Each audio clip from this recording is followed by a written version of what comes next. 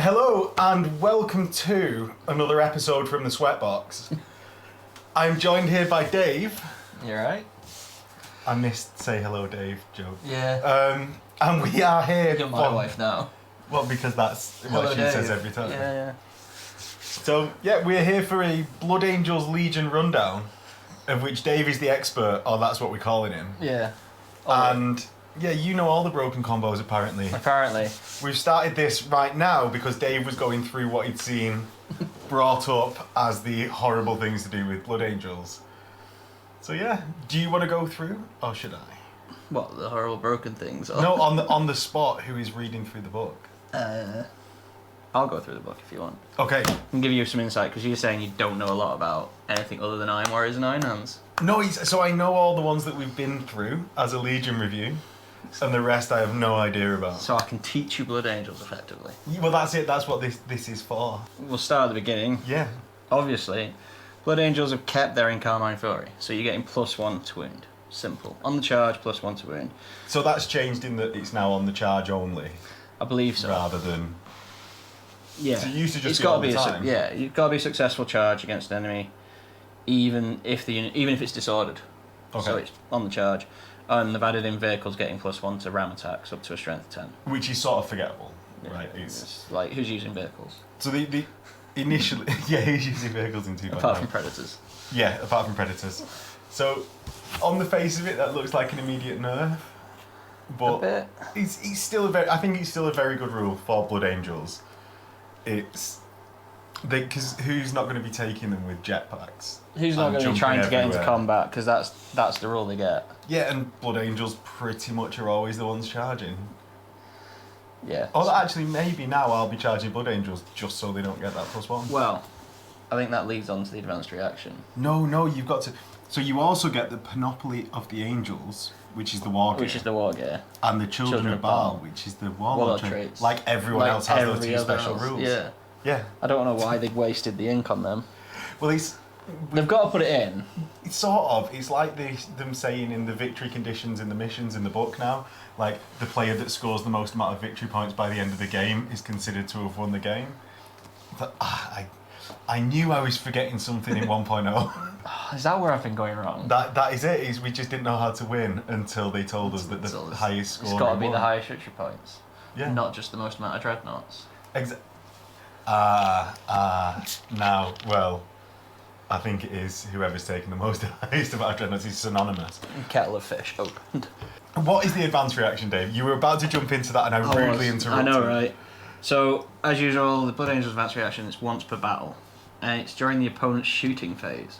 When they declare a shooting attack against a unit composed entirely of Blood Angels models with the infantry type, and you're the reactive player, obviously, all models gain the Shrouded special rule, so it's 5 up Shrouded from, against the wounds inflicted by that shooting attack. And then if it already has Shrouded, it doesn't stack, doesn't increase, whatever. Yeah, standard sort of. Like, we're not going to do it any better. Yawn, rubbish special. Move on. Rubbish advanced reaction. Yeah. Yawn, go on. However, once that shooting attack is complete, you can then issue a charge. Which makes it absolutely mental. But it's targeting the unit that made the shooting attack, right? Yeah, so if So I just you can't target just be Baltimore like- Marines all the time, it's not going to matter. Yeah, and it can't be like the last cannon unit across the table. You can't then, I'm going to declare a charge all the way across the table. Well, you could, but then you'd fail the charge, and you've used up your advanced reaction. Yeah. So one thing about this, I actually think, immediately onto the hatred, I think Imperial Fists controlling the movement phase with their reaction Yeah. is a better reaction of it. Because there's no casualties required to make that charge. Yeah. But I think this is actually possibly second only from what I've seen up to now. I think this. Yeah, that's the best way of putting it. From to what now. I've seen up to now, that's the second best reaction. And I think Which means it's very good. What it'll do as well is it'll make you think. It'll make the opponent think before targeting. Oh, I'm not going to just bolter down the Dawnbreakers or something and just hope for the. Yeah, because you'll just phase, pop 'cause that that'll reaction. Just pop that reaction, and then get the charge in, and then Yeah. suddenly you can't target that unit anymore. So I better rip into them with like a squad of las cannons or something. It's something from Is range. what you're saying. Yeah, you don't want to get that close firefight. Means that's the point that you may end up I know that might you say bolter marines, but even if you put on like chain bayonets now, Yeah. +1 to wound from the special rule, Means 2 up to wound. suddenly getting charged. Yeah, they wounded on getting 2. locked in combat, and the charging unit benefit from any charge bonuses they have, Hammer of Wrath. So I was just about to say, actually, this is something that really benefits from how people normally structure Blood Angels armies, which is when you take your jump pack marines of any sort, maybe a special sort that you might have as a Blood Angels player. You get in that +2 to the charge range from the 14-inch move. Yeah. So it's making that charge more likely. And it doesn't. The other thing at the bottom of this is, if the charge fails, no surge move is made. So it's not pulling you out of position either if you don't make the charge. Yeah. You're not then being left a bit further forward, like, and maybe in melee range or whatever. I don't know where I stand on that one, whether that's a good or a bad thing. Oh, I suppose it's just about to be the opponent's assault phase. Yeah. So you don't want that surge. So they're not surged forward, you're then not going to get charged yourself. Maybe. Yeah. Swings and roundabouts on that, I think. Yeah. Good reaction, really. I think, as you say, it'll make... While that's still available to react to, and you've got some... And you would still pop your Encarmine Fury, right? Yeah, because it's a successful charge, yeah. Right, so this is... So you get all bonuses, so you'd get Hammer of Wrath if you had jump packs. You'd get... Furious Charge, or whatever if you had it. You'd get anything that required a successful charge, then kicks in as well. Yeah. See? Nice, very good.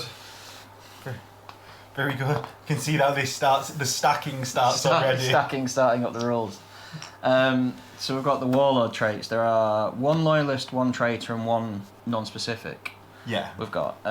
So your loyalist one's called Incarmine Paladin, and a warlord with this trait gains Fear 1. When the enemy army has the traitor allegiance. If you're doing blue on blue fights, then just pick a different warlord trait. Pick a different warlord trait. But the majority of the time, obviously, you're going to be playing against a traitor allegiance. Right. And when the warlord with this trait is on the winning side of a combat in which the warlord was engaged, and it includes at least 1 enemy with the traitor allegiance, you increase that fear value by 1 at the end of the assault phase. Which can start becoming mental pretty fast. Like, so you ping off someone's recon marine. I know no one's using recon marines at the moment. No one's touching them. But if someone happened to have a forward unit of recon marines, you could very easily get that fear too. And they don't... They just have to be on the winning side of it. Like, the warlord doesn't have to have killed anything. The warlord doesn't have to have swept the unit away. The unit doesn't have to be wiped out. They just have to be on the winning side. So if you pinged your warlord into a unit on his own that then held... Yeah. Cause so at the end of the assault phase, his fear would go up by 1. Say a unit of tacticals on an objective, so they get stubborn. He kills half of them in 1 turn, stays locked in combat, he's got his +1, kills the other half the next turn, he's now +3 on the fear. Ooh. And you get the additional reaction during the assault phase. Which isn't the best, but it's a nice topper. So that's very good. Because fear is horrendous. Paragon of Unity is the next one. That's the undecided one. As long as a unit can see your warlord, the warlord, all the unit he's in, all the unit he's fighting, I believe. Really? Right, okay. +1 rules leadership. writers. Which is really good, like mental. Because how key leadership's become, even for Marines. It makes you just be able leadership 9. Yeah, just being able to keep that sight to that warlord or that unit.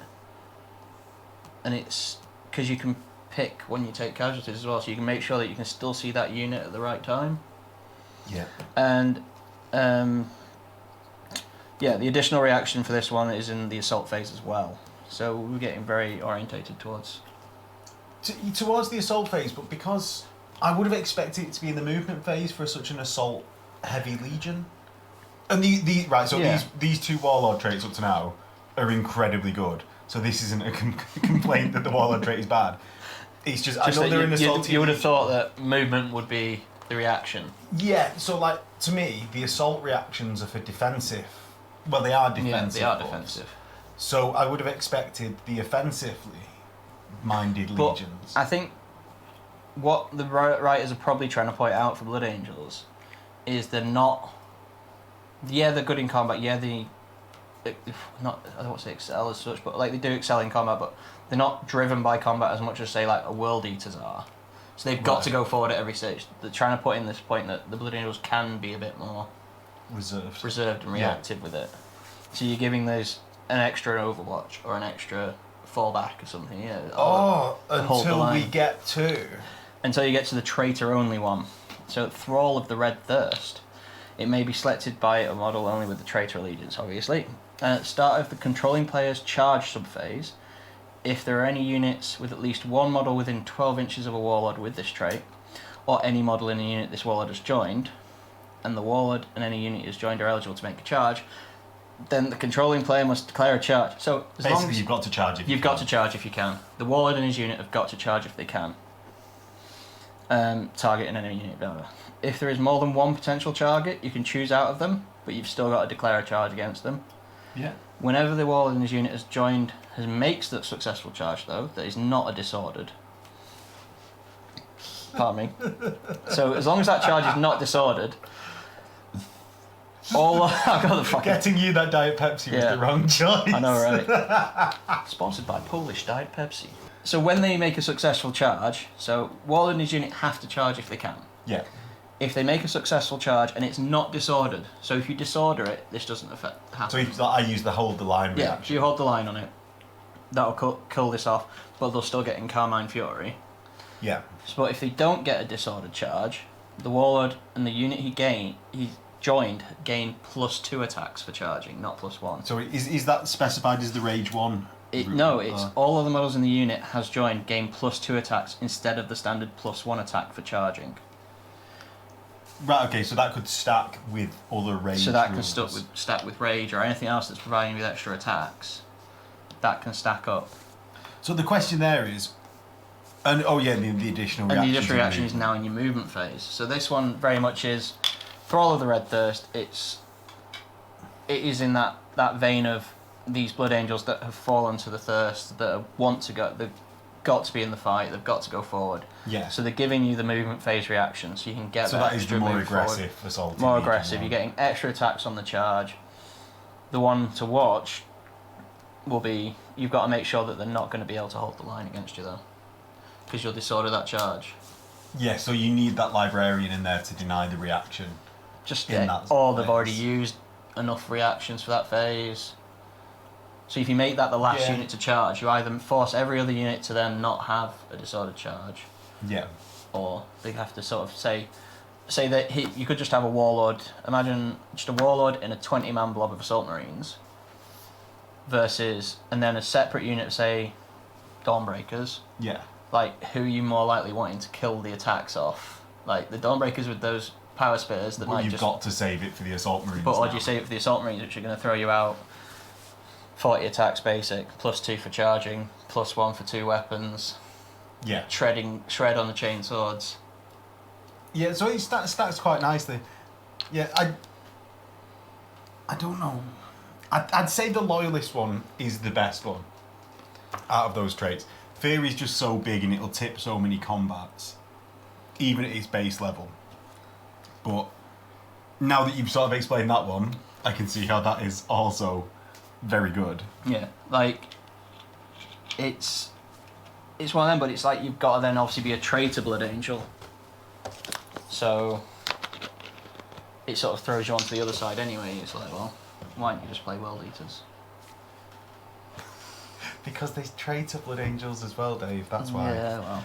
Yeah. So, Rites of War, we've got the Day of Revelation, and that's... Do you want to go through it? Day of Revelation, the one that's done the dirty to every Blood Angel player everywhere. So fine, I'm going through it, you negative bastard. No. It's a really good Rite of War. No, it's a really good Rite of War. There we go. It's a really good Rite of War. But what it's done is it's forced every Blood Angel player that used to play Day of Revelation to change up their force. Okay, so go on, why? So, 1.0, Day of Revelation came on like a drop pod assault. It came on at the start of the game. Right? Yeah, so turn one. You didn't have to have anything on the table, you didn't have to worry about it. And the way you also used to do deep strikes meant that you could just place units as required and scatter them everywhere, and you didn't have to assign everything to it, as far as I remember. It might be a bit hazy. I have driven all the way No, from you Aberdeen. didn't. You didn't have to assign everything because Blood Angels players could start with, say, Predators on the table. Yeah. So you didn't have to start everything on it. Well, you didn't have to... The other point on the limitations is you didn't have to start everything that had Deep Strike. Had to be in the Day of Revelation strike. Oh, I can't remember. I can't remember that bit, but that's one of the things now we'll get onto. So Now, Day of Revelation, at the start of the battle, before any models are deployed, or which player will take the first turn, you've got to make a decision on what turn your Day of Revelation strike is going to come in. Whether that's turn 2, 3 or 4. And going before you know who's going first is actually really big as well. Yeah. The fact that you've got to make that decision before you know... Before you've deployed, before you know who's going on. Because if I know, like, I'm going first, it means if I choose turn 4, I only have to survive 3 turns of shooting, versus if I go turn 4 and they went first, I've got to survive 4 now. Yeah. I think the common one is going to be turn 2 for a lot of it. Oh, yeah. I was just using that as an example. Yeah, I think... But the example you also threw up a bit earlier was the fact that you might declare 3 or 4 if demon rules stay similar. Yeah. And their weakness, their strength and stuff will come down, so maybe you want to hold out for that later turn. Yeah, where you don't want to be in combat with them early anyway. Yeah. You put a marker on the table, anywhere on the battlefield, indicating a point where the first unit of the Deep Strike Assault will be placed.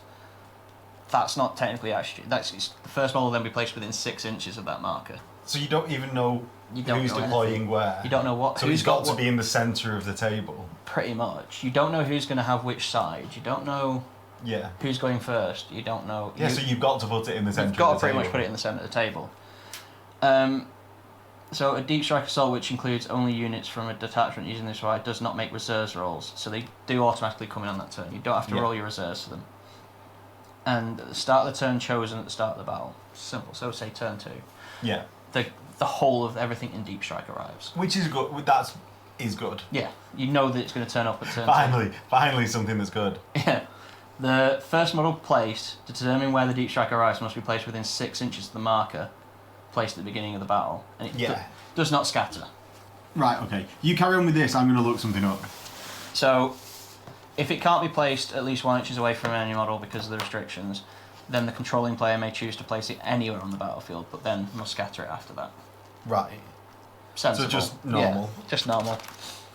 And all units from a detachment using this Rite of War that are deployed onto the battlefield normally and are not placed in reserve gain the Fearless special rule. So your units you do deploy for that first turn have got Fearless.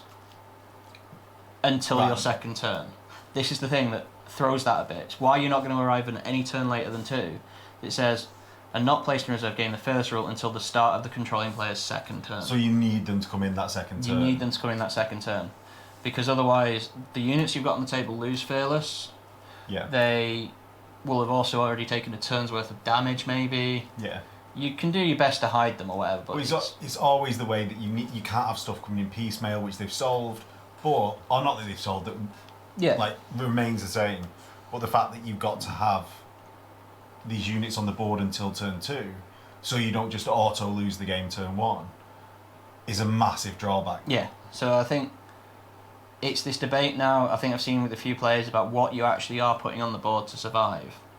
Are you putting in heavy weapons teams to then, who've got the long range firepower, that then will have Fearless as well, that they can just target whatever and say take out a few of the bigger 20-man tactical squad with an apothecary, I think. Something that'll just survive, as you say, like a 20-man squad that'll just sit there, hunker down and survive, or a despoiler squad. So you've still got a combat squad. They don't have jump packs, so they don't have to be assigned to the Day of Revelation strike. What, so you can just after turn... So turn 1 they go forward, they keep going up. forward, Yeah. they join the rest of the assault. Right. But you could also then put a librarian with them to cut off reactions. Right. Because you're arriving from Deep Strike, how many intercepts are you going to kick in? Well, so current thoughts matters. Group is... Yeah, current thoughts in our group is that every single person needs an augury scanner and a non-CO box. Because night fight... Not for this... But for night fighting. But for night fighting rules, because night fighting is so big. So if that's all in there anyway, it just has also the added massive benefit. Everyone gets an interceptor. Yeah, so you're going to...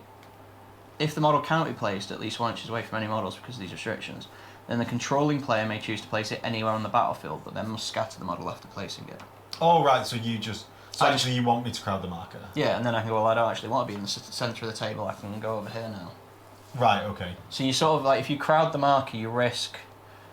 As the opposing player, I never crowd the marker. Yeah, because... I force you to come on in the centre of the battlefield. You force you onto the centre of the battlefield. Because if you crowd the marker, one, the centre of the battlefield is going to be open terrain, so the units that are on the table can just be like, well, there's a target. Yeah.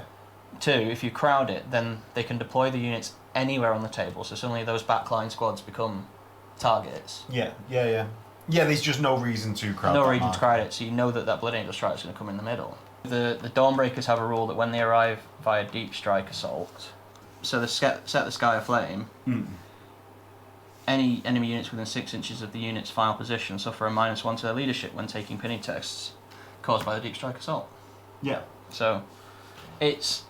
The debates, and so the limitations, you've got to have... Your compulsory HQ must have a jump pack. All units made up entirely of models with the Deep Strike rule must be assigned to the Deep Strike. So yes. Anything that's got Deep Strike must be assigned to it. You may not take fortifications or any model with a movement characteristic of 0 or dash, unless that is otherwise unable to move, unless that model also has orbital assault vehicle. Okay. And may not include subterranean assault special rule. Simple little limitations. Not really. Yeah. So if you're building towards this, you're not going to worry about any of that. It does cut down where you can't have a fortification for your units that are on the table, but they've got Fearless and it's a big tactical squad. And it's a big tactical squad. But it also, your debate is how to make the drop survivable. Are you putting recons down to then try and snipe out characters, lower the leadership? What you mean, so that when you come in and pin, that leadership's harder with another -1 from the Dawnbreakers? Or are you trying to snipe out whoever's got the Augury scanner so you get lessons? That's... Yeah. But, as you say, I'm probably more likely to take the 20-man tactical because it's cheaper and probably survive you're never gonna a whole turn, maybe. You're never going to pin all of those things. Yeah. You might as well chance the pin in anyway and just try and stay on the board. Day of Sorrows is the other one. This is the one that actually I'm more interested in. I'm thinking about running this. So, a detachment using this Rite of War may select Crimson Paladins as non-compulsory troops, and all Crimson Paladin units in the detachment gain the line subtype. So you got Terminators with line. Models in this detachment using this Rite of War made up entirely of models of the Infantry and Blood Angels rules gain the Stubborn special rule, while they've got at least one model within 6 inches of an objective. Just being Mr. Miyagi. Oh, more Daniel-san, actually, I got it. Anyway. Where's the fucking chopsticks, man? So yeah, when you're within 6 inches of an object, Infantry Blood Angels units within 6 inches of an objective gain Stubborn. If they already have Stubborn or Fearless, they gain no further benefit. Right. Fair enough. Made up entirely of models of the Infantry and Blood Angels special rule, which is part of this attachment, is reduced to half or less, so 50% or less of its starting number of models. The remaining models gain the Heart of the Legion and Hatred Everything special rules, and Line subtype if they did not already have it from the beginning of their next turn. And that lasts for the remainder of the battle. So, I can't remember what Heart of the Legion does, because I've got a brain. Heart of the Legion is the tactical squad special rule that if you're within, I think it's 3 inches of an objective, you gain Feel No Pain 6+ and Stubborn. So yeah, you've already got Stubborn from the Rite of War, but you'll gain Feel No Pain 6 up if you don't have another source. Hatred Everything and the Line subtype, which I think that's... is a really good stack of rules. Really good. So your limitations also affect that though, so... In any combat that includes one or models with the character subtype from a detachment using this Rite of War, the controlling player must issue or accept challenges. Okay. That's fine. That's something that's, you're getting +1 to wound on charge. You're going to be, right, so it's a character Blood issuing Angels is challenges. one of those Blood legions Angels. that are going to be issuing, accepting challenges. And when we get onto it as well, some of the armoury that's available to characters is actually pretty good anyway, so you're probably gearing up for a fight like that. Yeah. I can probably guess from 1.0 what's coming. Any units made entirely with infantry or cavalry unit type and Blood Angels, which are part of this attachment and have been reduced to 50% or less of its starting models, must declare a charge at its closest enemy unit if they are capable of making a charge. the beginning of the charge phase, as long as the target's no more than 12 inches away from a model in the charging unit. So you've got to declare a charge if you can, if you're below 50%. If you're below 50% and a unit's within 12 inches, you've got to declare a charge. Right. Okay. Which is, fine. So that links to... Because as well, you're going to be taking lots of Crimson Paladins who are... They get better. The less of them there are, they get better. Yeah, so long as you're taking Crimson Paladins, if your tactical squad gets down to 50%, it might charge off an objective. But I'm not too bothered, because really I'm taking this to get all the benefits in the effects section of the Rite of War. Yeah, are really good. And then you can't have deep strike assault, subterranean assault, or flanking assault, and may not be placed in reserves at the beginning.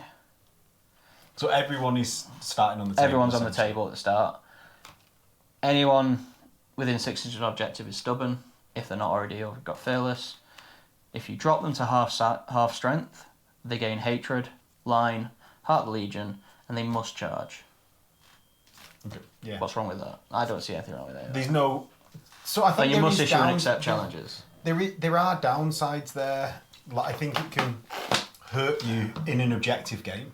Yeah. Like as I've said about like tactical squad charging off objectives, but they're not so crippling that you're not going to take this Rite of War. Yeah. The downsides are there just to make you create a force that's in the idea in line with what the idea is. So simple enough. I think the no reserves is a really big downside because it means that you don't have those choices like planes. You don't have. Do you know? Like, there's a few key bits. Units. It's not crippling, but it's at least limiting. But as you say, they're just there to hone your force to what it's going to be. Yeah. Either defense or attack. Day of Sorrows, I think, works. Like if you're in the defense, you're sitting near the objectives anyway. Yeah. If you're on the attack, you've just got to get into the opponent's objectives. And by doing that, you'll lose models. Losing models makes your squads hard to hit harder because of the hatred. Not a terrible route. So that's the one. That is the one to take. That is the one I've been looking at. So much so that I've scoured Heresy Trading and I now own 20 Crimson Paladins. So there you go. Yeah. So that is the Rite of War. Do not take Day of Revelation anymore. Sod that off. Start again. 1 million Blood Angels players cried out in pain. They did. Almost as much as Connor did about Imperial Fists. So we've got the Armoury of Blood Angels now. You, yet again, have the Inferno Pistol rearing its head into the Blood Angels list. Yeah. Anywhere you can take a Plasma Pistol, you can take an Inferno Pistol. No charge. No charge. No charge. Suits you, sir. Suits you, sir. Suits you. And this is where you're going to be putting it on your Moritats. Because a Strength 8, it's 6-inch range, Strength 8, AP 1, Pistol 1, Armour Bay Melter. I still don't think this is the best on like assault squads and things. No. But to have a character that can drop in and just chain fire off something that doubles out Terminators. Yeah. Actually, I'm not even thinking into tanks, doubling out Terminators. Yeah. Or veterans even. Your Strength 8, it's AP 1. Just you can go for it. Yeah, and it's a single model that you can just get into a sneaky place. I mean, if you're deploying your Moritat with a jump pack as part of your Day of Revelation, you are more likely to get that 3-inch melter range because you won't have... Because it'll be the second unit in and therefore won't scatter. Yeah, and it won't scatter and you can make sure that it's going to go within that range. And you won't have... The opponent can't react to it because it's not a movement, it's deploying. So they can't then retreat away from it. Yeah. So... I've not even thought about the no scatter deep strike. So what you're saying is Day of Revelation is in fact incredibly broken because you do 2 Moritats. Yeah, you just all your well, like can Moritats be HQs now because they're not a support officer anymore. They've not got Master of the Legion. So if you had Sanguinius leading the army in the Primarch slot, and then 3 Moritats in the Yeah. Right. Day of Revelation incredibly broken. That's all we need to say about that. So on to the Iliasta's Assault Cannon. This is another one that hasn't really changed. I think it's the same as the Imperial Fists one. They both get access to it. So both range 24, both strength 6. I'm saying both, I don't know. They strength 6, AP 4. Flip back a couple of pages. Assault 4, rending 6 up, malfunction, and malfunction is its get hot on reactions. I think it's a solid choice there's not a ton to say No. because we know assault cannons are good.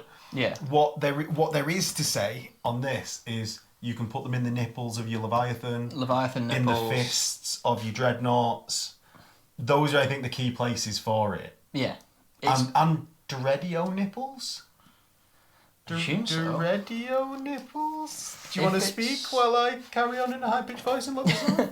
So it can also replace your Predator turret cannon. So that's your Baal Predators are sort of like in the past, sort of coming through. And it's just any heavy flamer. But it's one thing I think that did change. It can't be a twin-linked one apart from on the Predator. Oh, so the Dreadio has a twin-linked heavy flamer, so no, you can't so get it's a got to nipple be one. a model with a heavy flamer for an assault cannon. Yeah, but a Leviathan is two separate Heavy flamers. So it that's can. two nipple cannons. That's a shame that you can't go on the Dreadio. That's very weird. But that's the place you had to be putting these. Just like you dual fist contemptors that previously had to forgo their assault cannon can just stuff them right down in there and get them into the fist. I think the Blood Angels Leviathan model has assault cannons. On his nipples, really? Don't quote me on that. Don't quote me on that. Well, don't they have all the pictures? I'm sure in like the end section of the lists. Oh, he's got That heavy just shows flame. the heavy flamers. Yeah, it does. Yeah. Dave's right. It does. So the model Actually actually comes has with with it as well. So they had to include They had it to in the include it. rules because they've just been selling it. But And lastly, I think yeah, because we'll move we're on, just 'cause waiting to the get assault to cannon, this one. The assault cannon is the assault cannon. So the perdition weapons, they've become a full range of weapons now. So Yeah. each have got a different set of stats. Each have got a different use, really. But the key point we're going to come down to is they've all got brutal too. Yeah, so as a very quick rundown of them, they're 5 extra points over power weapons. They all give +1 strength over the type of power weapon that they normally are, and they're all two-handed. So a sword, a blade of perdition, is +1 strength instead of base strength. And then it's AP 3, same. Rending 6 up, same. But then it's two-handed brutal 2.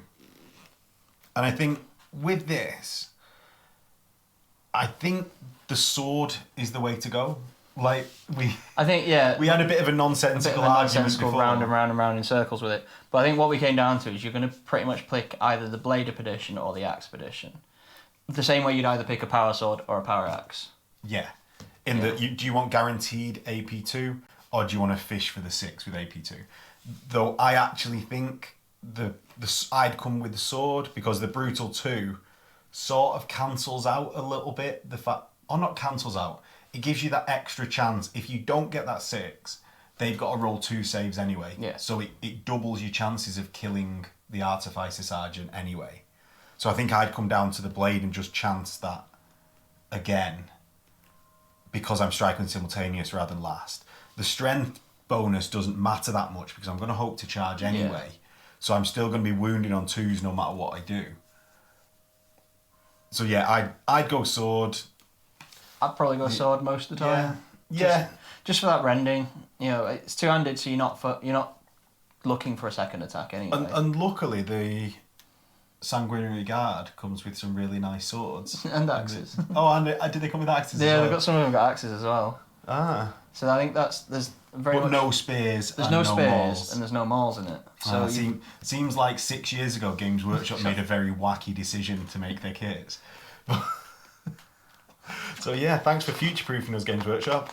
So skip over Sanguinius. So that is, we're going to skip over Sanguinius and just leave you hanging till the end and go on to Dawnbreaker cohorts, which are, do you want to lead with this? So they are your elite assault unit, your elite veteran assault unit.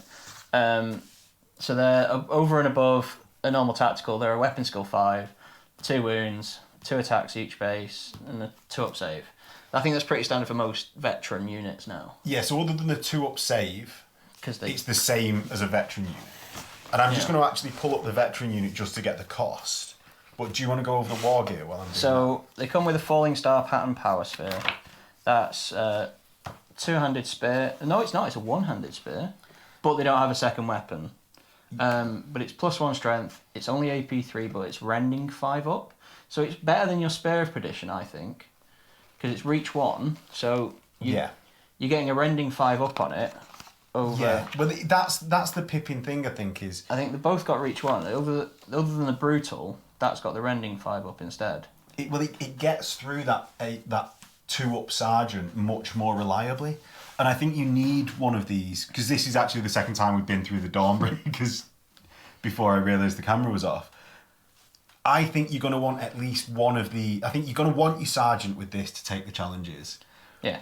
And you're going to want at least a few of these in units so that you can. If you want to be mooking veteran squads, everyone needs one of these. Yeah. Or not veteran squads. If you want to be mooking like Terminators. Yeah, 2-up save units. Everyone needs one of these. So they also come with grenade dischargers, so that gives them either frag bombs or crack bombs. The frag ones are 12-inch range, strength 3, AP 6, 3 shots, and they've got pinning. And the crack one is 12-inch range, strength 6, AP 4, assault 1. So I think the pinning's the key on that one. So yeah, well that stacks quite nicely with the fact that so you've already caused a pinning coming in from Deep Strike. Yeah, so if they arrive from Deep Strike, their Set the Sky Aflame rule means that any enemy units within 6 inches of the unit's final position suffer a -1 to leadership characteristic when taking pinning checks caused by Deep Strike assault. So not even just the Dawnbreakers unit. So as long as the enemy unit's within 6. Yeah. Say that then that Maratat lands next to them, they still get the -1. Yeah, so that's one pinning check on a unit that turn. And then they also get to do a second pinning check from their frag discharges. You shoot them with the frag discharges. And they've still got frag grenades as well. Artificer armour, jump pack. So the solid choice. Solid choice, solid charge. 150 points for the 5. Yeah, and it's 115 for veterans. So it's not actually that much more expensive. 35 points more for Artificer armour, jump pack, and the power spear, weapon. Furious Charge 1. Furious Charge 1 that we missed both Set times. the Sky Aflame. Oh no, we didn't miss it the first time because we said it was largely useless because you've got to be wounded on 2s anyway. Because if you're charging. Yeah, a charge, +1 strength and the power spear. Spear, Yeah, it's largely useless. I suppose it comes into it if you take the Equinox Power Blades because then you do get to wound on a 2+ on the charge. So yeah, any model may exchange its spear for an Equinox Power Blade case. It's a pair of melee weapons, so you get a +1 attack for them as well. But you have to choose one of their 2 stats to use. So the Sunrise Blade is Strength as User, AP 3, Shred, and Sudden Strike 1.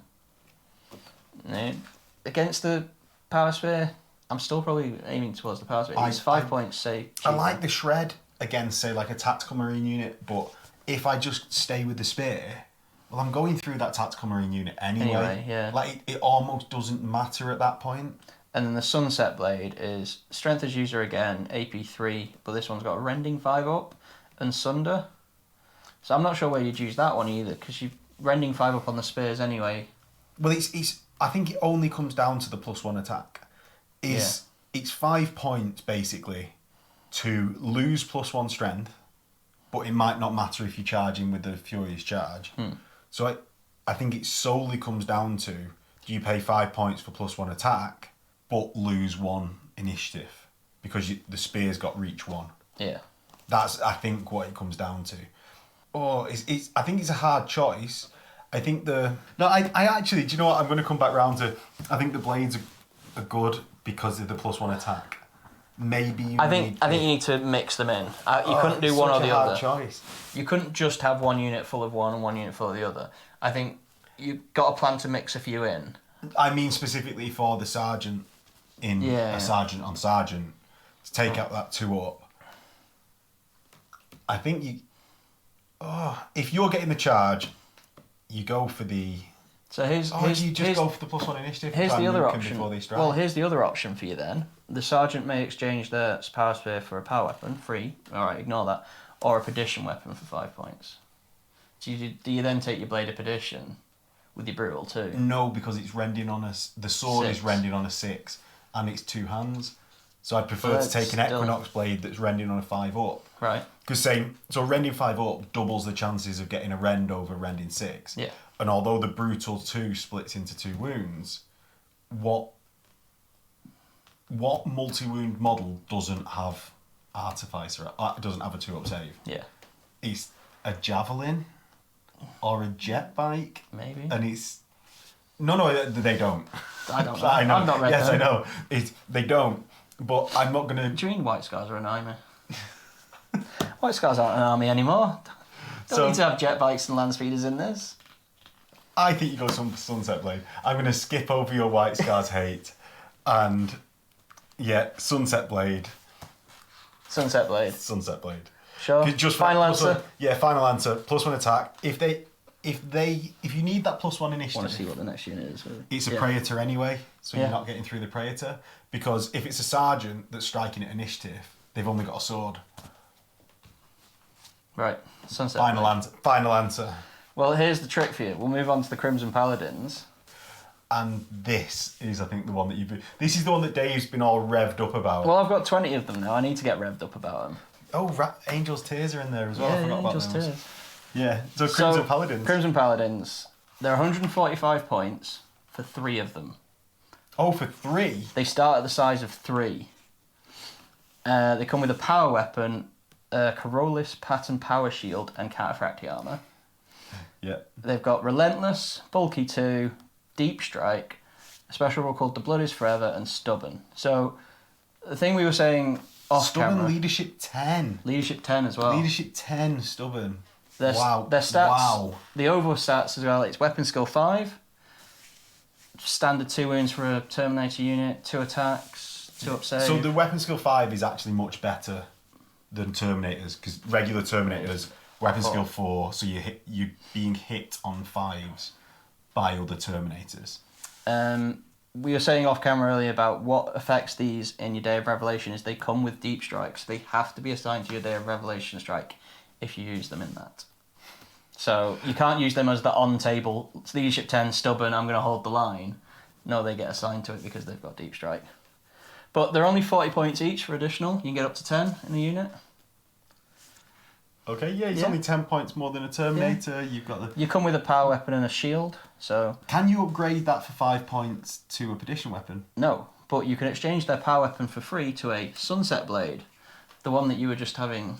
So you can have your rending 5-up Sunder AP3 instead of a power weapon. Right. For free. Okay.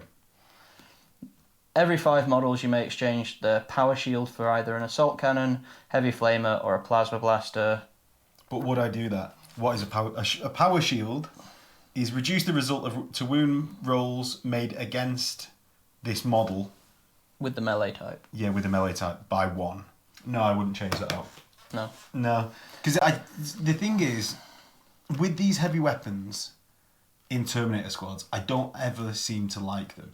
Because you're only ever making your charge longer. And like an assault cannon, heavy flamer, plasma blaster, probably quite good, but I'm going to annihilate something and then fail a charge far too often. I think the thing is as well, like, the only time you'd consider taking the heavy weapons will be to mook tactical squads. But you're armed with power weapons or sunset blades anyway, so you might as well just charge them and mook them that way. Yeah.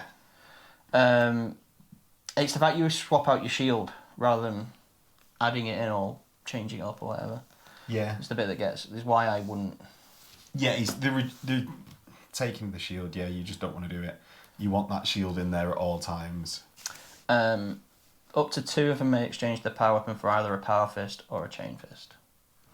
I think you need more than the 2 allowed power fist or chain fist to take on other units of Terminators. Yeah. And I don't think you're arguing against that. No. But because if you're going to get hit by another Terminator unit, they're going to hit you with power fists. And even with your power shields, you're still going to get fucked by them. I mean, yeah, because it brings doesn't the stop strength doubling out, it just makes just them wound on a the 3+. Yeah. So you're still being instant killed by their power fists, and they have 10, and you have 8. 2. Oh, you have 2. The other options on the bottom, the sergeant, as it were, can swap both the power sword and or power weapon and shield for a Perdition weapon for free. Yeah. It swings and roundabouts. It's not... Yeah, I think the Sunset Blade's better. Like, the Rending 5 up, I think, is better than... Because it doubles your chances of getting that Rend versus the Brutal, doubling your chances of the wound. Anything with 2 wounds has a 2-up save, pretty much. So, that double chance of getting the AP2, to me, is better than the double wound if you get through the AP2. Yeah, and he'll lose the -1 to strength even if he's facing, say, a dude or a tax or whatever. And lastly, you can take a grenade harness on that. So I think you always take that. Grenade harness, 10 points, give him power, frag and crack. Yeah. Well, they need the frag grenades. You don't want to be striking. With all of this, if you charge through cover and end up striking at the same time as a power fist, you're done for. Yeah, you are done, son. The only thing we didn't say is the dedicated transports. If it's no more than 5 models, it can have a Land Raider. If it's over 5 models, it can take a Spartan. Yeah. Yeah. Pretty standard. Pretty standard. If you want the thing. So how would you run this? I think this is the question. The thing is, as well, the other thing we've not gone over is the Blood is Forever special rule. So while locked in combat with a unit that outnumbers them, a Crimson Paladin unit gains a 5-up feel no pain. Is that based on the bulky 2? Yes, so that's based on bulky 2, and anything with a bulky rule counts as against it. If they're outnumbered by more than twice their own number, they instead gain a 4-up feel no pain. Any model with the independent character rule that joins the squad doesn't gain the rule, but also doesn't count for them. Towards the outnumbering. Towards the outnumberingness, as it were. So yeah, each Paladin's counted as 2, and likewise any models with the variant of bulky X count as that many numbers versus them. Yeah, and so the other one at the bottom is, if locked in combat with more than one enemy unit, add the size of all enemy units together to decide if they're outnumbered. So this actually makes you want to take those smaller squads in Land Raiders rather than a big squad. Yeah. Really. Though then again, I know you're paying for this, so you've got to take advantage of it at some point. Maybe especially in the Rite of War, the Day of Sorrows. Day of Sorrows. Maybe the smaller unit's better, so you get to that 50% models quicker. I think a mid-size, like 5-6 Terminators, for me, is the way that you'd go. And that's based on, I think 5, actually. Because that's a tactical squad with an apothecary. Yeah. Then outnumbers them. Is my calculation there. Like a basic squad. So if they ran into a tactical squad with an apothecary, they'll get a 5-up feel no pain. Yeah. Or, say, a command squad with a character will... Like a Terminator command squad with a character and an apothecary. You then get the feel no pain that they've had to pay for with their, I suppose, Primus Medicae. Yeah. But still, either I think way. the 5 range, 5 and a character, because the character doesn't count to this outnumber, becomes, I think, the sweet spot for this squad. Because you can still fit in your Land Raider. You're getting down to that half with the Day of Sorrows after... So you'll gain Hatred and Line and... Yeah, as fast as possible. Whilst also still being outnumbered. To gain your feel no pains. Yeah. It's almost like they've thought about it. It's sort of stacking the rules again, isn't it? Yeah. So another special unit for the Blood Angels. There's another one after this. Is there? Yeah. Oh, there is, isn't there? So Jesus. We've got the Angels Tears, which is a special destroyer unit. I think the stats are pretty standard, so they're still just weapon skill, list skill, strength, toughness 4, initiative 4, wounds 1, 2 attacks though. That's the same as his destroyer squad. Same as his destroyer squad. They come with 2 Volkite Serpenter, chainsword, rad grenades, frag grenades, crack grenades, power armor, but they come with jump packs as well. So, and I think all the special rules are the same, so they get counter attack, stubborn, and bitter duty. Yeah. So the difference here being the 2 Volkite Serpenters, it's 10 points a model in a destroyer assault squad to gain 2 Volkite Serpenters, and that puts you to 180 points. And versus 150 for the Angels Tears. But that's only 5 guys. To upgrade for another 5, it's 20 points each. And it's 15 for the Legion Assault Destroyers. So... But they have the... But we've got other options. So I think these are... Right, so these are cheaper by 5 points a model than a similarly equipped. And you can still take them Destroyer in a Assault Blood Squad. Angels army. It's nothing saying that you can't take them because you've got Angels Tears as a specialist. So you can still mix and match in the army. But what you get on the Angel Tears is you can swap any model in the unit may exchange one of its Volkite Serpenter for one of the following. So they won't lose the extra attack because they'll still have a Chainsword and a Serpenter in a combat if they get in.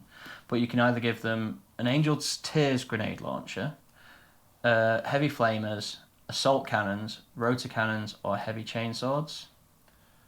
Okay. That's any model in the unit as well. So you go over the grenade launcher. I'm going to flick to rotor cannon.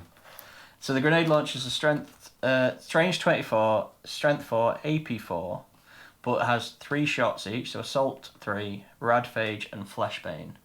Okay, so they're always wounded on 2s. Now, your Volkite Serpenter just base. Let's just take them just base. Strength 5. You get in the D flag, so which doesn't need to roll to hit. I do think this is a slight upgrade over the Serpenter. You're wounded on 2s rather than 3s. You've obviously got the longer range. And 3 shots over a pistol of 2. But the D flag is potentially where that third one comes in. I don't think it's worth 10 points over that Serpenter, especially when an additional Angel's Tear is 20 points. I'd prefer to have 3 Angel's Tears versus 2 Angel's Tears with grenade launcher, because just how it's then the same amount of shots with the Volkite Serpenters. They look cooler because they've got 2 Volkite Serpenters each, and we all know the gunslinger Django Fett. Yeah, is a much cooler look than grenade launcher guy. I think the only thing for them is the radphage. Dropping the toughness, maybe. But that's only... So I don't think that comes into effect enough because you've got to drop the majority toughness of the unit. Maybe that'll change when you get a wound plinked through when Castellax come out. Yeah, maybe. But I think where this squad really comes into it, of changing weapons out, is when you get to the Iliastus Assault Cannon option. And I'm just getting to the... For the same points cost as that grenade launcher, you can take an Iliastus Assault Cannon at 10 points each. Yeah, so for a squad of 5, it's 200 points. You're deep striking with it, immediately in the 24-inch range. Yeah, and the 4 shots each. I think that is where this squad starts coming into it. And funnily enough, that's how we used to see them all in 1.0. And the Iliastus Assault Cannon has not changed. No. So I imagine that'll continue. I mean, I did consider the rotor cannon because that's free upgrade. Yeah, but it's pinning just shell shock 1, and this is why I wanted to look at it. Pinning shell shock 1, but strength 3. So although you can get through that extra wound, so long as you can get through that wound, it's pinning shell shock 1.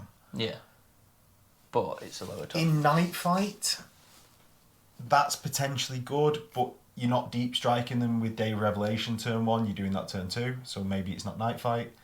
If they've got a non-seal Vox, that's ignored, so that means it's on a leadership of 7 for a tactical squad because of the shell shock 1. You've still got to get through. I think it's a good choice with the assault cannon. I don't think it's bad. I think pinning is really good in this game. Yeah. I know pinning is really good in this game, except for my rolls with my Iron Warriors shrapnel bolters. They're terrible. It's just one that, because it's a free upgrade. But well, that's it. It's the freeness of rotor cannons. I should have been born in Yorkshire because the freeness makes it much if more you're attractive. only paying the premium at 20 points a guy on the U150. Yeah, but your combat effectiveness doesn't go down. So it's the pinning that can mean that you don't get a reaction when I charge. I mean, the other thing as well to note on these is all these choices so far have been elites. So your elite slots are fighting as to what you're including. Yeah, so on the next ones, on the sergeant options, so that I think Serpenter's good, assault cannon good, rotor cannon's good because it's cheap. Yeah. On the sergeant options, heavy chainsword, power weapon, power fist, single lightning claw, thunderhammer. Thunderhammer because it's brutal too. It doesn't list the perdition weapon. No. But any character that's Blood Angels can upgrade. So you still can take the perdition weapon on this. Rules as written, yes. you can exchange one or both of your Serpentas for a plasma pistol, 5 points each. Yeah.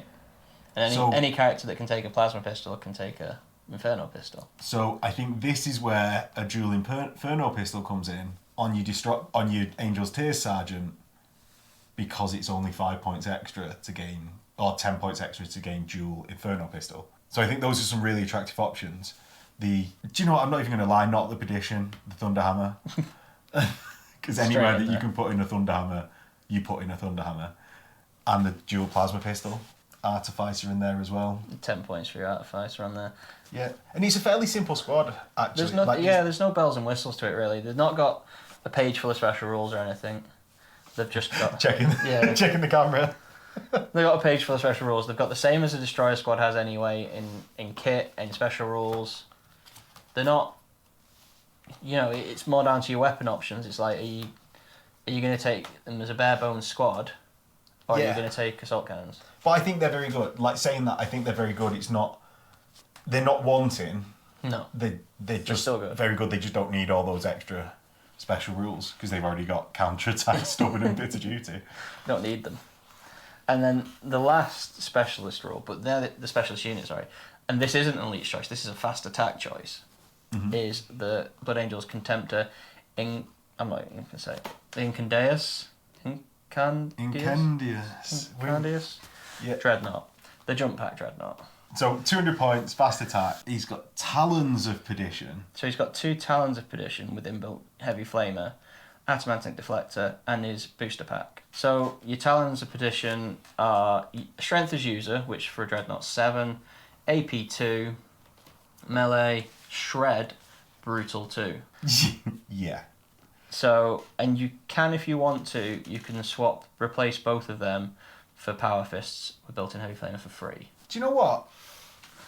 I'm going to go out on a limb here. I actually think the Power Fist is an attractive option there. Because all you're really gaining from the Talons of Perdition is Shred. Yeah. And I'm wounding things on a 2 with that fist anyway. And the Power Fists are Brutal 3. Yeah. Are they not? I couldn't tell you without looking it up. The Power Fists are... So basically what I'm saying is I can double people out with the Power Fist. Yeah. They're both brutal regardless of how many it is. So what I actually want to be able to do is smash Terminators and Veterans. And this can't smash Terminators, Veterans and other Dreadnoughts as well as just a Dreadnought with 2 fists. Yeah, I think the jump pack obviously makes it incredibly good. Yeah, so the use for that is you get 2 choices. You can use it at the start of the battle before any model is deployed. You may choose to place it in reserve and give it Deep Strike. So you can land him as part of the Day of Revelation. And that's you can rather than you have to. Yeah. Because you can choose to give him Deep Strike. Yeah, it can be used in one of 2 ways. They're mutually exclusive. And use of one means the other may not be used. So if you Deep Strike him in, that's the booster pack done. So it's an option to get him in there. You'll be right in the face straight away, and you can charge from Deep Strike now. So maybe that's a choice. But then the other one's the Shock Assault, as you say. Once per battle, at the start of any player's movement phase, including the first, you may set its movement. I wonder why it specifies 12. Including the first there, because if it says any movement phase, well, any includes maybe it's the a change first. from the first edition. I can't remember exactly. Maybe. You set his movement characteristics at 12, not 14 like a normal jump pack. And he gains Hammer of Wrath 2. So the Hammer of Wrath is by the by, because it still allows armor saves. It's a nice little thing to have, but really you're going for that movement 12. And it's the same as all the other jump hand stuff. You may ignore models, terrain. You can't land within impassable or 1 inch. Yeah. You may not run with it. But this is really for setting your movement to 12 for the additional +1 to the charge range, and gaining that additional 4 on your movement for when you move for the charge. So the note on the bottom I'd missed actually is if you include it as a Day of Revelation Rite of War, you have to use this Deep Strike option. Oh, right, okay. So that's that nicely tied up in a bow. Obviously, you can swap his in-fist weapons, whether you choose the Gravis Fists or the Talons of Perdition. You can have an inbuilt Melt Gun or inbuilt assault cannons. Yeah, so he's got the heavy flamers. I'm not a massive fan of heavy flamers, just because they're not AP something. Yeah. The AP 4, I believe. Yeah. They're not Whether I'd bother upgrading it in this particular Dreadnought when it's got such a... Like, it can be in your face even more so than any other Contemptor. Yeah. Whether I'd use this Dreadnought over any other Contemptor... Oh, what's the... For an extra 35 points? Yeah. Do you know what? The fact that I'm indecisive about it, it's a competitive option. I think it's scary. You can't put them in Talons, which is a bit of a downer. Yeah, it's a single Dreadnought in a fast attack slot, though. Yeah, but so that's then competing with any planes that you want as a Blood Angels player, Storm Eagles. Well, if you're using a Day of Sorrows, you're not using any planes because you can't keep things in reserve. Oh, so we're just building everything around Day of Sorrows now. But if you're building Day of Revelations, he's part of your drop. So you then want a normal Dreadnought to stay on the table. Maybe that's the thing you need on the table is the Day of Revelations. Not that it's bad. No, it's just bad. that it's not an auto include over a regular Dreadnought. It's a different way of taking a regular Dreadnought. Though I'd definitely take the Fist. I've just looked up. It's strength 9, brutal 3 on the Fist. Yeah, so I'd 100% swap up take the Fist straight away. Yeah. Yeah, and actually no, I wouldn't swap the Fist. All of the Talons on my models would just be long fingernailed fists. No, yeah. I mean, it's one of those models as well. I think it's a pretty cool model as well with the jump pack on it. I like how it's not like, oh, this is better than Dreadnought. Yeah. I think that's how all units in all games should be. Here's an alternative. I don't know if this is better. Do you know, like, it's just a different option. Mm-hmm. So yeah, let's go on to move on. Special characters. Not as often as you'd think. More than you'd want, not as often as you'd think. So yeah, on to Dominion Zephon, who is 185 points. He's got a preator profile. Is the quickest way of saying that. Yeah. He's got the Spirit of Spiritum Sanguis. Spiritum. Lament and Grief. Iron Halo Frag Crack. Rad Bombs, which potentially big. Melter Bombs. Jump Pack. Jesus, he's got a lot of special rules. He's got Legion Stasis Blood Angels, an independent character, obvious. Relentless, Master of the Legion, Furious Charge 1, Bitter Duty, Stubborn, Paragon of Restoration, and Exiarch of the High Host. And he's a loyalist. Do you want to go over this rundown? He's Games Workshop's latest model. He's come from the novels. They've got to make him good. He's good then, is he was released at the same time as Ram, wasn't he? So... to start with, so his warlord trait, Exarch of the High Host. If he is the warlord, then a Legion Destroyer Assault Squad, so not your Angel Tiers, your basic Legion Destroyer Assault Squad, may be selected as his retinue, as his command squad. The retinue squad doesn't use up a Force Org. They gain Chosen Warriors, so same as any command squad. Yeah. And he gains an additional reaction in the opposing player's assault phase. Yeah. And that... So he's a very underwhelming warlord trait, really. Yeah. Chosen Warriors is good, but I don't know whether it's that good on a destroyer squad. An additional reaction in the assault phase. Again, it links to all the other loyalists sort of warlord traits. The theme the Blood Angels have got, yeah. Just being able to take a destroyer squad as part of the thing. So I feel like you're about to tell me something much more powerful on the next thing we go on to. I think that's more just linking towards who he is. He's Praetor for the Destroyers company. Done. So Paragon of Restoration, one of his rules, he gets Feel No Pain 5 up. In addition, the first time in any battle he loses his last wound, or is otherwise removed from play as a casualty, the controlling player must immediately roll a d6. On a 4 up, he remains in play with a single wound instead of being removed or destroyed. So that's good. That's normally something that would be in a warlord trait. Yeah. But he gets it all the time, regardless of whether he's a warlord. I mean, he's only got 3 wounds as well. It's potential that he's going to get chopped down, I think. Yeah, and I think that's very good. It happens immediately as he's removed. And it's only the first time in the battle as well. It's not like he's constantly getting back up. No, but the thing is about this, which I was just considering, is when he gets removed, the wounds are still in the wound pool because they're assigned to him. The wounds stay there. you roll the 4+, those wounds keep going. It does say, It's doesn't not it? like game breaking.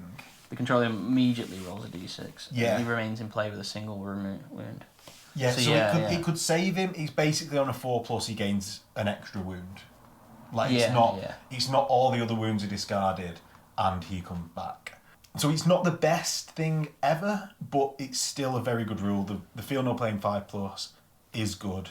And the 4+ when he's got single last week, because it means if he's doubled out, if a contemptor smashes him with its brutal 3 fist, which is incredibly brutal, he stands back up from it. Yeah. Which is actually very good.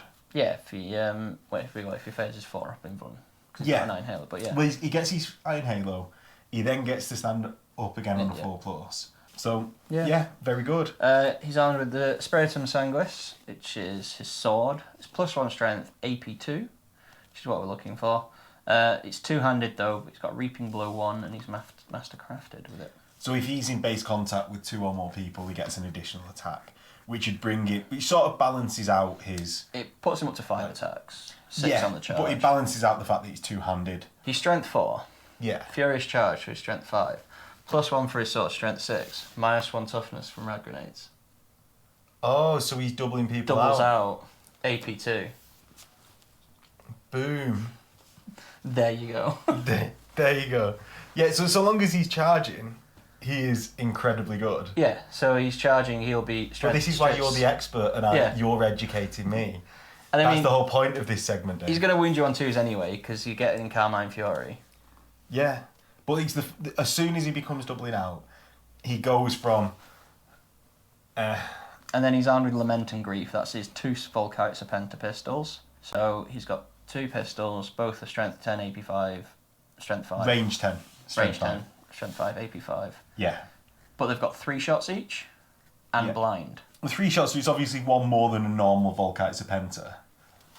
And the addition of blind means... So the addition of blind, other than meaning I needed to get out of my seat to get the book, any unit with 1 or more models affected by this weapon must take an initiative test at the end of the current phase. If it's passed, there is no further attack. If it's failed, the unit is reduced to weapon skill and ballistic skill 1 until the end of the next turn. So they don't have to be wounded by it, they just have to be hit by it. And he's hitting you on a 2 because he's ballistic skill 5. Yeah, it's a good little thing. Like, it's that nice cherry on top. One thing that runs up against, though, is a lot of the time you don't want your assault unit shooting because that'll trigger the shooting reaction from the enemy unit, which means you get reacted to with shooting twice, potentially. Yeah. So there is that downside. I don't know whether I would actually be firing his pistols, but I don't think I'd massively need to because he's got rad grenades and strength 6 on the charge at AP2. And if you don't take his retinue, you can just get him to join her. Because he doesn't have, like, what's the Destroyer special rule? Harbingers of the Legion? He doesn't have that rule that means that he can't join the squad. He doesn't have that Moritat rule. So, yeah, I think he's a really good character based on that. Like, doubling out attacks, mastercrafted, 5 of them. He's striking with that before anyone else goes with their fists or thunderhammers. Stubborn leadership 10. So Master of Legion can take a Rite of War. Really good. I can say safely that 185 points. Yeah, like solid choice. Really solid choice, and the best special character we've covered up to now in this review. On to Ralderon. Chapter Master Ralderon. Killed Dave far more than it should have done. So he's 5 points cheaper. He's only 180 points. What? He's weapon skill 7. Okay. 4 attacks, initiative 5, leadership 10. I think he's a bit better than a Praetor. Yeah, so he's got that extra weapon skill. He's Artificer Armour, the Incarmine Warblade, a Combi Flamer, Bolt Pistol, Iron Halo, Frag and Crack Grenades. Legionnaire stat is Blood Angels, independent character, Relentless, Master of Legion, Furious Charge 2. So he's going up in 2 strength. And then his Warlord trait is Arcane of Wisdom. Okay. Which means, if he is the army's Warlord, then his Warlord trait may be selected from either the core Warlord traits or from any Legion-specific Warlord trait from any of the following Legions. It's going to be all of them, isn't it? It's all the Loyalist ones. Oh my god. It is genuinely all the loyalist ones. So the list does list it all out here, and anything that in those loyalist legion warlord traits that says say affects Imperial Fists, you change it to affects Blood Well, Angels. as soon as you said that, he's like, well, Solar Marshal is a warlord trait. So this is one that was put on to me. You can't take the trait allegiance ones. That's fine. So there is Solar Marshal is not... Solar Marshal. Get it in there. May as well. Yeah. Well, you just select one of the Imperial Fist ones because you don't need to look at the rest of them. Don't need to look at the rest of them. Why would you even bother? Yeah. So he's in Carmine Warblade. Is +1 strength. So he'll be strength 5, 6, 7 on the charge. Fairly hefty. AP2. Mastercrafted, Shred, Murderous Strike, 5 up. So that's one better than a Paragon Blade. He's going to be wounding other Praetors on the 2s, like Paragon Blades +1 strength, so they're wounding him on 3s. So he's very good. 4 attacks. Very, very good, especially with that Warlord trait. 5 on the charge. So you can actually stack him as required. So you could go for Solar Marshal and give him +1 weapon skill. It makes him 8. He's on a Primarch's level. Which is then big. Like, he's then hitting pretty much everything else, apart from possibly Sigismund. Yeah. On a 3+. And I mean, on the charge, his strength goes up by 3. So he gets up to strength 7 as well. Yeah. On the charge, that's 5, 6 attacks. Mm-hmm. You know, so he's... And if you take him in that Day of Sorrows, because he doesn't have a jump pack either. He's just on foot, so you wouldn't take him in a Day of Revelation because he can't, because he's not your compulsory HQ needs to have a jump pack in a Day of Revelation. Yeah. So in a Day of Sorrows with him, he'll then gain, if a unit he's part of loses half its models, he'll gain Hatred Everything as well. Right, so then that stacks with the Crimson Paladins, which even if you take them with, say, like 5, yeah, you lose 3 models, you gain Hatred Everything, you're hitting everything on 3s anyway. You strength 7, AP 2. Shred, Murderous Strike. Shred, Murderous Strike. And they can sort of tank things back. They're still Cataphracti Armoured Terminators. So he'll strike at initiative 5 and hopefully cut down the number of attacks you get back. And they'll be on weapon skill 6, so not even elite Terminators will only hit them on a 5+. Yeah, because their weapon skill will go up from it. Yeah, so it's that they're both being hit worse. They're being, with the shield, wounded worse. Yeah, not by much, but... Yeah, so I don't think it's like a mega death stack like the... I think it's a stack that if someone used on me, yeah, I wouldn't feel cheated. when it rolled through everything. Yeah. I wouldn't be like, oh god, that needs to be removed from the game. But I think it's very good. I just don't think it's game breaking. I think it's possibly one that won't come in the day 56 FAQ. Yeah. Or whatever number we're on. We're on now. Year 3. I think that's it.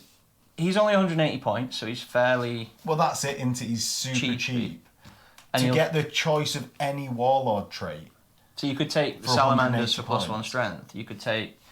You're going to take Solar Marshal for +1 weapon skill. Yeah. You can have a flick through and figure out which one will boost whatever you're trying to do. But the thing it's going to be Solar Marshal. It's going to be Solar Marshal. But the thing that limits you is the fact he hasn't got a jump pack, so he isn't going to be releading a Day of Revelation. Well, actually, if you took the Salamanders one, on the charge he'd be strength 8, so he'd be doubling out at initiative. AP2. Yeah. So that is also an option, it's just not as army-wide. Not as army-wide, yeah. So that I'd still take Solar Marshal, but that is an option if you really need to double... If you go up against a Terminator army, you take that one just to double out. It depends if you know you're going to be facing... I think because it's a Warlord trait, you can pick each time, so you can change as required. Yeah, it's not at list creation. Warlord traits are just before the game. So if you know you're going to have to put him toe-to-toe with like a Primarch or something, you can go Solar Marshal and up his weapon skill. I think he's very versatile. For 180 points, yes, he lacks a jump pack, but he's a very versatile... Well, it's like the old Alpha Legion stuff. It's not individually game-breaking. Yeah, but you build it with... But it will be so applicable to so many situations that Ralderon as a character is incredibly good. I think is what we've got to say there. And we're on to Sanguinius. Got to go back to Sanguinius. And as is traditional, I'm going to flick to Perturabo and get super salty about everything. Do you know what? No, I'm not. I'm going to break tradition. I'm such a nonconformist. So, Sanguinius, he's 485 points. He's got... So he's fairly hefty in the he's points. He's hefty department. in the points. But I don't think that's misplaced. I think it's fair. So he's movement 8, weapon skill 8, strength 6, toughness 6, wound 6, initiative 6, attack 6, leadership 10 to up save. I think that's pretty standard Primarch. I like the weapon skill 8s. Yeah, he's up there. I'll have a quick flick through. I think that's all pretty standard. I think it's maybe one more. He's two more than Lorgar. As we just opened up at. Yeah, but I think most Primarchs are weapon skill 7, so maybe he's one better than the rest of the Primarchs. Magnus is 7. What else can we do here? Angron. What do you reckon Angron is? I reckon he's got to be 7. 8. Is he 8? So yeah, so 8 is he's the high end of Primarchs. He's a combat Primarch, so yeah. I think melee Primarch. So I think the 8 is pretty alright for them. His Wargears, obviously, is the Regalia Resplendent, the Blade in Carmine, Infernus, and he's got frag grenades, so he doesn't lose out against charging into terrain. His special rules, he's obviously a Primarch, he's unique. His Legion of Start is Blood Angels, so he'll get the Incarmine Fury as well. Mm-hmm. Master of the Legion, Bulky 6, Angelic Presence, Great Wings, Deep Strike, Loyalist, Sire of the Blood Angels. So he's a Deep Strike, so if you run your Day of Revelation, he has to Deep Strike. And he may exchange his Blade in Carmine for the Spear Telesto and the Moon Silver Blade. Right, shall we first go over his sword, like his weapons? His weapons. So Infernus, start with, is range 18, strength 8, AP 1, assault 2, armor vein melter. But it's only a one shot, so it's like a melter. I was about to flip out the fact that he had such a good gun. Assault 2 melter gun. Yeah. Pretty much. At 18-inch range. So, well, for one, you deep striking, and then he's going to be charging the rest of the game. Yeah. So he's not too much of a negative that it's one shot. I think the thing is as well, if you deep strike him in, you aren't really going to want to shoot with him because you risk that return fire. As you say earlier, you were saying about... Yeah, but... I think Primarchs are some of the only squads that you can do that with, because you just flit about the wounds and like, oh, I'll take it on the Primarch, oh, I'll take it on the Primarch, oh, I'll take it on the squad. I think it does depend on what he's next to and he will be facing then, because you can sort of like, do I need it, do I don't need it? But he's a very good weapon, I think. He's one of the better Primarch weapons. If we take out the one shot, before we start discussing like whether or not the one shot cripples it, yeah, as a side art, it's incredibly good. Like Perturabo is like AP 3. Yeah. So having AP 2 or 1 and 2 shots is just incredibly good. And I'll double out a Terminator. Yeah, exactly. So his standard, the Blade in Carmine, is +1 strength, so he becomes strength 7, and AP 2, melee, so he's Rage 2, Rampage 2, Murderous Strike 5 up with it, Shred, and it's Mastercrafted. One thing that I would say about this, let's go through all the weapons. So let's go through all of them. So that's the Blade in Carmine, that's what they used in the Warcom article versus Carvanta when they were doing the preview as well. So he also then gets the choice of, he can swap to the Spear of Telesto and the Moon Silver Blade for free. So you choose one or the other, it's, you don't mind. But that's a flat Strength 10 AP 1 Spear. It's two-handed, Mastercrafted, Lance, and Exoshock 4 up. And he's also then, on the side of that, armed with the Moon Silver Blade, which is Strength as User, AP 2, Mastercrafted, Blind, Duelist Edge 1, and the special rule Moon Silver. And the Moon Silver rule is that any unsaved wound against a model with the Demon unit type or Psyker subtype is instead counted as 2. Wounds caused in excess do not spill.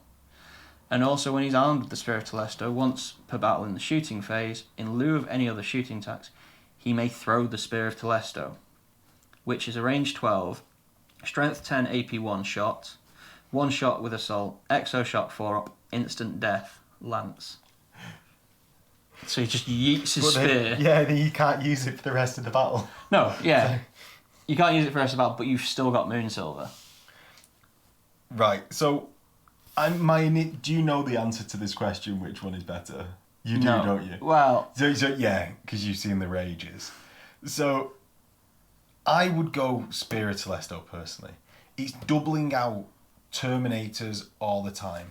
It basically, because you're doubling out guaranteed versus Murderous Strike 5+, you've got Rampage 2 and Rage 2. Well, you've got to outnumber people to get Rampage, and you're not going to because you're going to be in Assault Marine squads. Rage 2, and if you're not in an Assault Marine squad, you're likely to be going down that turn on next. Yeah. Rage 2, you get to 8 attacks. Hitting on 3s, you get to like 5.5 hits. Wounded on 2s, 5. But you're only getting 2 with that instant death. Whereas the Spirit Telesto, 6 attacks are all going to be instant death in Terminators. They're all going to be instant death in veterans. So a veteran squad will likely hold up Sanguinius if he takes the Blading Carmine. Yeah. I think the Spirit Telesto Marine Silver Lady is what I think a lot of people are going to take. Because it's no extra points to take it. I mean, even if you run into a tank or something, you've got Lance. Yeah. You know, it's strength 10, AP 1. I think it's just that straight upgrade. It's because of the strength 10. If it was a strength 8 versus strength 10, there'd be more of a which one's better. But because it's strength 7 versus strength 10, the doubling out factor. Yeah. Because you're even doubling out Sons of Horus Preators, which you need strength 9 to do. And I think the point of it as well is you're swapping one weapon for 2. Even if you don't throw it, you've still got Moon Silver there. Unless you can't charge something on your last turn, you are never going to throw that spear. No. Unless you've wiped out every other 2-wound model on the battlefield, and then you're just like, I never get to do this. Bah! Yeah. just unless you've got that last turn and you just want to yeet it at something, and you want to do it. I don't know, it's instant death, so maybe a Dreadnought that's just out of reach, maybe. On the last turn. Maybe. Yeah, that's exactly it. It's just, because even if the Dreadnought comes near you, but I need that spit. You've still got the option that if you needed to versus a demon unit or a unit of Psychers, you switch to Moon Silver. He's still AP2, Mastercrafted, it's got Blind and Duelist Edge. So it's not as good as for the strength of Spirit Telesto, but each wound caused becomes 2. Yeah, so I do think that's just the best option personally. It's free is the point. Yeah. And so go on, what is his Sire of Blood Angels? So the Sire of the Blood Angels is that all friendly models with the Blood Angel special rule in the same army as him that either deploys as part of a Deep Strike assault, or any other deployment method that requires the Deep Strike special rule, or has a Legion Warhawk jump pack, gain +1 weapon skill on any turn in which they make a successful charge. In addition, you get an extra reaction in the movement phase. So that's the one we've been looking for, is the movement phase for these guys. Because it gets you there faster. Yeah, and it also lets you reverse out of melter range. Yeah. When you're a tank. So yeah, that's massive. I think the second point on that as well is or has a Legion Warhawk jump pack. You don't have to have deployed by Deep Strike. You just have to have a jump pack. So you could take him in the Day of Sorrows with a load of jump pack armed troops, and it still works. And when your jump packs get cut in half, they gain hatred everything. They gain hatred with their +1 weapon skill. And they're being hit. So the weapon skill increase in that cannot be overstated. Yeah. Because now you get hit on 5s for the +1 weapon skill. Or if I'm weapon skill 5, you're weapon skill 4, you hit me on 5s. That is such a massive, massive difference. That instantly puts him up there. Because that's a near army-wide buff if you had a Heresy 1 Blood Angels army. That is a near army-wide buff. Yeah. So yeah, I think he's just such a good army-wide buff. It makes him one of the more worthwhile Primarchs straight away. Really good in combat, as we've just covered with his weapon stuff, but he really does help buff the army a lot, as say that +1 weapon skill for the jump pack troops. Then any friendly units that are locked in combat and have at least one model within 6 inches of a Sanguinius, as well as Sanguinius in any unit he has joined. So, as well as his unit or him by himself, may add 1 to the total number of wounds caused for the purposes of resolving which side has won. So he's like a little banner that just helps boost your combat res. But it doesn't stack. So this is weird. It doesn't stack with any other rules that increase the assault results. Yeah. So like a Vexilla. Yeah. But you don't get Vexilla in an assault squad. No. So he is. He is the A Vexilla living Vexilla for the assault squads. Yeah. As long as they're within 6 inches of him. So he's got a 2-up, 4-up invuln, and allows any failed invulns in which he charges to be re-rolled. Oh, that is horrendously good. So it's like 75%, on a turn that you charge, 75% chance that you're going to pass that invuln, which is massive. Like Gulliman in Heresy 1 had a 3-up with 1 reroll a phase. Yeah. And that was such a tough nut to crack. I don't know, obviously a 3-up reroll is better than a 4, but this is every single one on a turn that you charge. In which he charges. Yeah, it's the re-rolling invulns. Oh, they're just so egregious. And to help him with his charges, he's got his wings. So at the start of the controlling player's movement phase, or when deployed as a deep strike assault, Sanguinius' movement characters may be set to 14, like he's got a jump pack. And he moves up to 14 regardless of whatever. Basically, you just get a 14-inch goes through. movement. There's like half a page written here. You get a 14-inch movement. You may move over vertical and impassable terrain, blah, blah, blah, all of that. So, but the difference is this run. He may still run on a turn when his wings have been activated. When making a run move after having activated his wings, add Sanguinius' initiative characteristic to 14. And he's initiative 6, so that's a 20-inch movement. So basically, he just swoops to another area of the battlefield. Like this will mainly be used when he leaves a squad and tries to join something else somewhere, like completely across the battlefield. If you need that angelic presence. Yeah, just over there for some reason. And getting from A to B, or there's a big unit of Terminators that just need to be dealt with over that way. 20 inches one turn. Yeah. So, and that's not a massive shocker of a rule, so I've not got much to say. Yeah. Like, it's pretty standard in there. Because I was always expecting Sanguinius to have rules. Massive shocker. That has wings, yeah. Yeah. Oh, did I just say that? You said have rules. Yeah, you expect him to have rules. I did expect him to have rules. That was 100% correct. Yeah, I expected him to have wings. But I think overall as a character, he is up there in the Primarchs. Like, strength 10, because I'm not going to be taking You're not taking the Blading card. Yeah. He's got a 2-shot melter gun at 18-inch range. And the +1 weapon skill for your entire army is such a massive buff. Because you're going to be fielding assault marines. Just that is humongous. What, 485 points? I don't know, I'm just going to flip back. Oh, there's Space Force, so where's Russ? Yeah. Russ is 450. So extra 35 points. 35 points. One of the downsides of Primarchs is, well, they're walking about, and Sanguinius isn't. Yeah. But I think he's an amazing choice. Like every Primarch is for every Legion at the moment. Yeah. He is an amazing choice for that Legion. And it's hard to see a reason not to take him. I don't understand why there has been some online kickback saying that he's not as good as he used to be. He's not. Why will you take him now? We want him better. But I think he's actually a pretty solid choice. And all of the rules are centred around charging. Yeah. So and they're also getting minus. Yeah, they get 1 better to wound on the charge. They get everything sort of stacks forward with that. And I think that's all we've got to say about Sanguinius. There's just no argument against it from me. So Dave's still finishing looking at the books.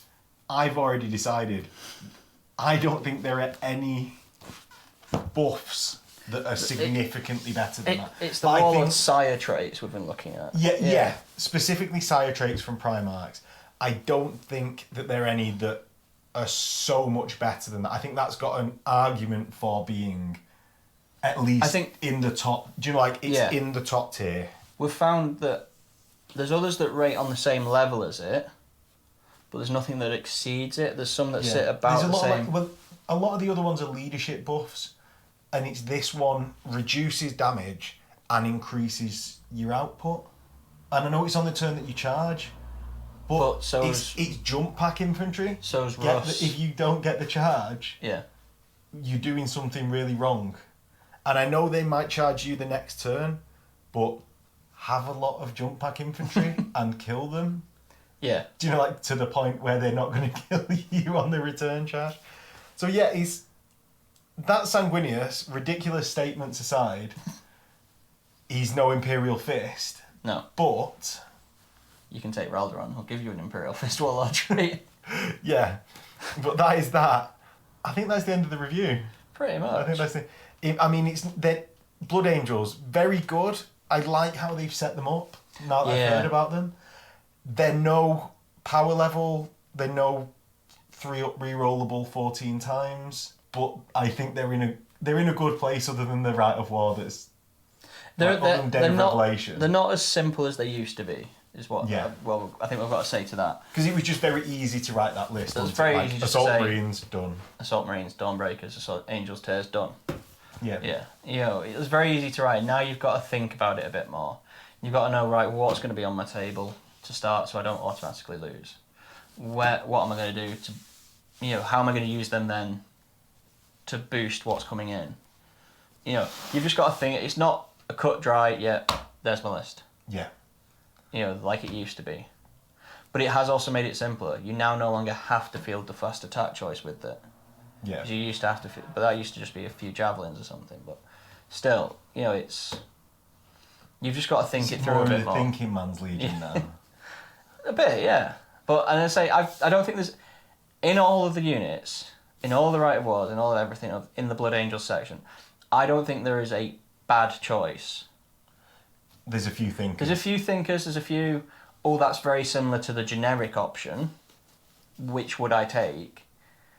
But there's not. Oh, I'm never taking them. What's the point in taking that? Well, the biggest head scratcher was the Contemptor and are Dreadnoughts good in 2.0? Yeah. Like, realistically, that is the question. Are Dreadnoughts good in 2.0? We don't know. Yeah, we don't know. I'm not sure yet. If you don't know, you've not played Heresy 2.